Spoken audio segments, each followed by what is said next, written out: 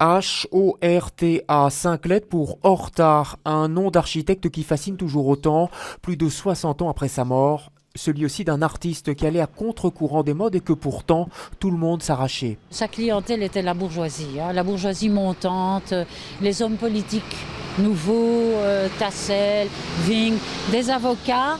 C'était des gens qui voulaient montrer, qui étaient très socialistes, qui ont quand même créé le POB, à partir de la loge.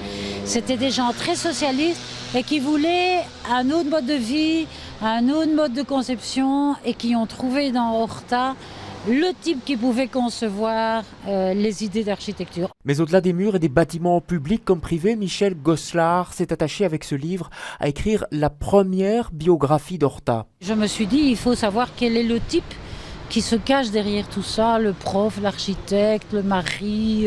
Vous avez travaillé sur des archives, il parlait facilement de lui, vous avez travaillé à partir de lettres, expliquez-nous un petit peu. J'ai d'abord travaillé à partir du mémoire d'Horta, publié par Cécile Dullière dans les années 80, mais qui est un embrouillamini de phrases mal torchées. Horta n'était pas écrivain, manifestement, et c'est un peu compliqué. Alors, deuxième source, les archives, bien entendu, parce que dans les dossiers TP, travaux publics des archives, vous avez aussi les demandes de bâtir, les correspondances de Horta avec la ville.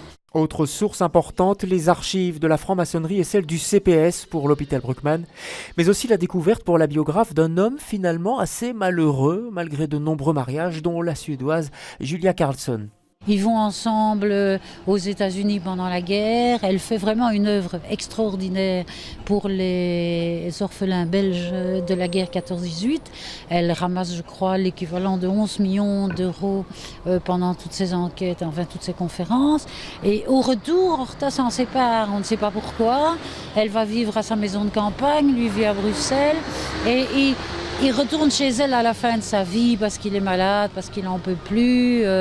Et finalement, c'est un homme qui meurt seul, quoi. Tous ses commanditaires sont morts. Il est le seul survivant. Il n'a plus que ses étudiants. Ses étudiants, mais aussi et surtout son œuvre, celle d'un visionnaire qui a changé le visage de Bruxelles.